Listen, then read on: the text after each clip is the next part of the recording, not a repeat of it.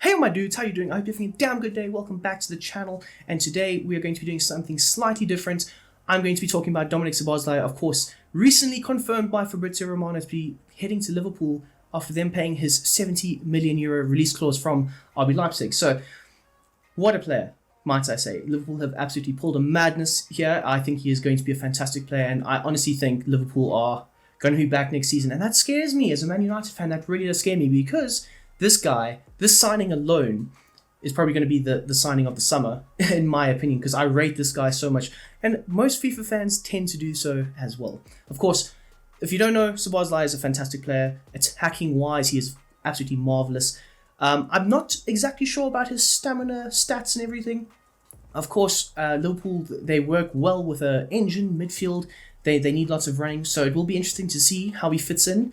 But again, a fantastic signing nonetheless. Of course, his set piece taking is phenomenal. I think Liverpool have literally upgraded. I mean, of course, they had Trent, who's fairly good, to say the very least. But I think Szobozlai is just like a level above. But yes, I am very excited to see where he plays for Liverpool. But how I think he will play is in more or less two positions. One being the left-hand side of the midfield three, and the other being a potential backup for Mo Salah as the right wing. So we're going to start off with the instructions in how he fits into this team in FIFA 23. That's the purpose of this video. It's not going to be a very long video, so smash that like button. But in terms of him being the third or the left-hand side attacker of the midfield three, I think his instructions will be more or less along these lines. So don't quote me on this, but I think in order for you to get the best out of him in the Klopp system, it'll work something similar to this. So in terms of attacking support, he'll have to get forward more. Of course, he's going to be the furthest forward of the midfield three, because you want to maximize his attacking talents. As for support crosses in the box, you want him on a more or less balanced run. I mean, he's really good at taking the long shots from just outside the box. We just spoke about his free kick abilities. Damn near next to none, if you ask me. And then, of course, you want him making somewhat runs into the box in case there's a loose ball that falls off of Cody Gakpo or Darwin Núñez or Salah or somebody like that. So you can't just say, okay, just hang around the edge of the box, because then you're taking away some of his attacking capabilities. So you want him to have a mixed... That's what I'm trying to say. He needs to have a bit of a mixed approach to his attacks on the box, in the box, and around the box. As for his interceptions, you don't want to tire him out. Like I said, his stamina is a bit questionable, so it will be interesting to see. So we have it set on normal interceptions. And then as for his positioning freedom, I've got him set on free roam. You want him to have as much capability in and around the box as possible, and that is done with selecting free roam. Now, he will be supplying the likes of Jota, Gakpo, Darwin Núñez, and Mohamed Salah, of course. And I think last season we saw Liverpool really struggle with their final third ball.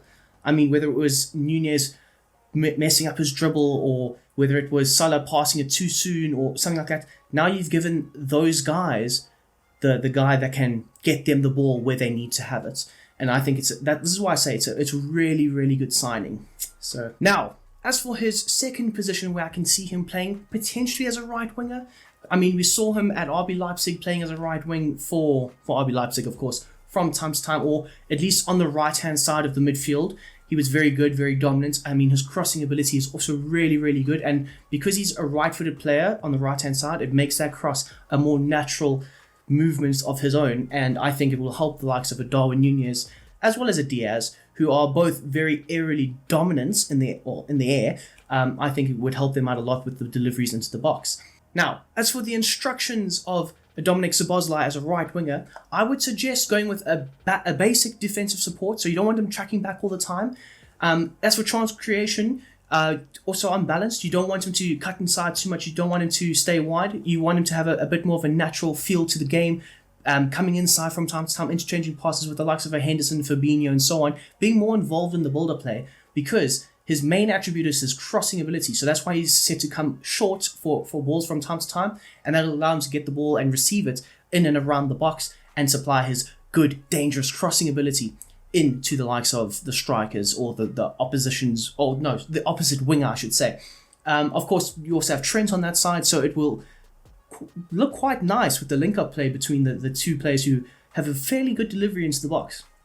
As for the support crosses, though, I have it set on get into the box as per always. With Liverpool, you want them driving into the box, making sure that they are throwing everything to try and get the ball in the back of the net. So that's why he is set on that. So of course, guys, smash the like button if you have enjoyed this. It's a fairly different video. This is how I see Domonik Szobozlai fitting into the Liverpool system. Let me know how you would see it and how you think he's going to work out. For me, I think the signing is probably going to be a 10 out of 10. And that says a lot coming from a Man United fan.